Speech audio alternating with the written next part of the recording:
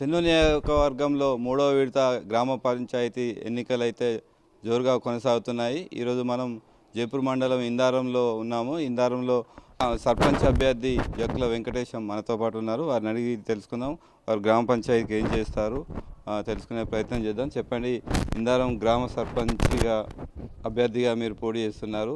మీరు ఈ గ్రామ పంచాయతీకి మీరు గెలిచి ఏం చేయబోతున్నారు? నా పేరు జక్కుల వెంకటేశం. నేను ఇందారం గ్రామ సర్పంచి అభ్యర్థిగా బరిలో ఉన్నాను.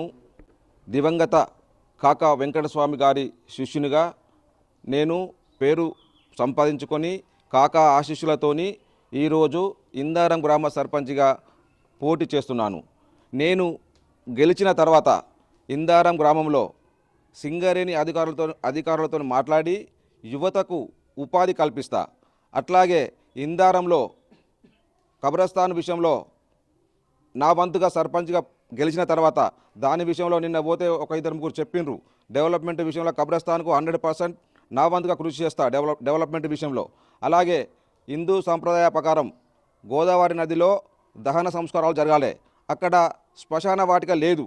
దాని విషయంలో సింగరేణి అధికారులతో మాట్లాడి అక్కడ శ్మశాన వాటిక కూడా ఏర్పాటు చేస్తా. ఎందుకంటే అక్కడ గోదావరిలో స్నానం చేయడం హిందువులకు సాంప్రదాయం.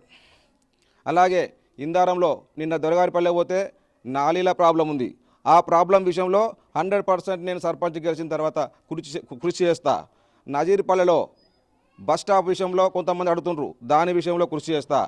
దొరగారిపల్లె మహిళలు ఇందారం IK1 రోడ్ కాడ దిగి నడిచి రావాలంటే బాగా కష్టమవుతుంది.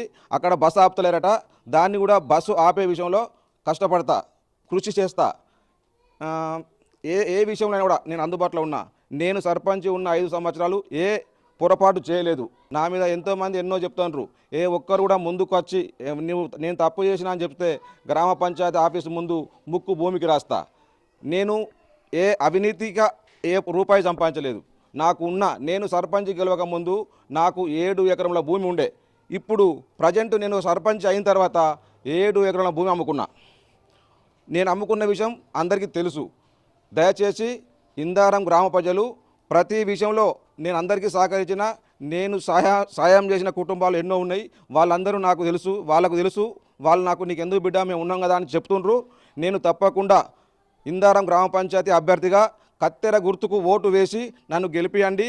నేను మీ ముందు మీ కొడుకుగా నేను మీ ముందుకు వచ్చి మీ బిడ్డగా తప్పకుండా సహాయం చేస్తా. దయచేసి నేను ఒక్క రూపాయి కూడా ఎవరి దగ్గర తీసుకోలేదు. ఇదివరకు ఎన్నో నిందలు వేస్తున్నారు. దయచేసి తప్పకుండా కత్తెర గుర్తుకు ఓటేసి నన్ను భారీ మెజార్టీతో గెలిపేయాలని ఇందారం గ్రామ ప్రజలకు దండం పెడుతున్నా. మీరు సర్పంచ్గా గెలిస్తే యువతకు ఏం చేయబోతున్నారు? ఇక్కడ ఎలాంటి ఏర్పాట్లు చేయబోతున్నారు? ఇప్పుడు మన యువతకు క్రికెట్ విషయంలో స్టేడియం విషయంలో ఆల్రెడీ సింగరేణి అధికారులతో మాట్లాడినాం. అందరం కలిసి ఆల్రెడీ మన అధికారులు ఒప్పుకున్నారు. మంత్రి గారు కూడా చెప్పిండ్రు తప్పకుండా ఇందారంలో క్రికెట్ గ్రౌండ్ స్టేడియానికి నేను సహకరిస్తా అని చెప్పిండు. అందరం కలిసి అడిగితే సారు కూడా క్రికెట్ గ్రౌండ్ మన ఇందారంలో ఇప్పిస్తా అని చెప్పిండు. సారు ఆశీస్సులతోని, మంత్రి గారి ఆశీస్సులతోని క్రికెట్ గ్రౌండ్ ఏర్పాటు చేయడానికి కృషి చేస్తా. యువతకు ఓపెన్ కాస్ట్లో ఉద్యోగాల విషయంలో ఇంకా 2-3 ఇండస్ట్రీలు వచ్చే ఉన్నది. అందులో కూడా ఇందారం యువకులనే తీసుకోవాలి. యువకులను తీసుకోకపోతే వాళ్ళతో మాట్లాడి దయచేసి వాళ్ళకు రిక్వెస్ట్ చేసి ఇందారం యువకులకు అందరికీ ఉపాధి కల్పించే బాధ్యత నాది. అందరికీ తెలుసు కూడా నేను పనిచేస్తా అని చెప్పి ఓపెన్ కాస్ట్లో GM గారితో మాట్లాడి ఇందారం యువకులకే ఉపాధి కల్పించే విషయంలో 100% కృషి చేస్తా. ఇంకొక విషయం, ఇందారం పెద్ద గ్రామ పంచాయతీ, చెన్నూరు తాలూకాలనే మేజర్ గ్రామ పంచాయతీ. లైబ్రరీ విషయంలో నేను గెలిచినాక 2 మంత్స్ లోపలనే 2 గుంటల భూమి ఎక్కడ తీసుకొని దానికి ముగ్గు ఓపించి లైబ్రరీ 1 సంవత్సరం లోపల ఏర్పాటు చేస్తా. లైబ్రరీలో అలాగే అందులో కంప్యూటర్లు కానీ ఇంకా ఇంటర్నెట్ విషయంలో కానీ అన్ని మన వాళ్ళకు సమకూర్చి దాన్ని ఏర్పాటు చేసే విషయంలో కూడా కృషి చేస్తాను. అలాగే ఇందారం గ్రామంలో 14 వార్డుల గెలిచిన తర్వాత ఒక 14 బోర్లు వేపిస్తా. అది అందరికీ అవసరం ఉన్నది. ఇప్పుడు చెరువులు పూడిక తీపిస్తా.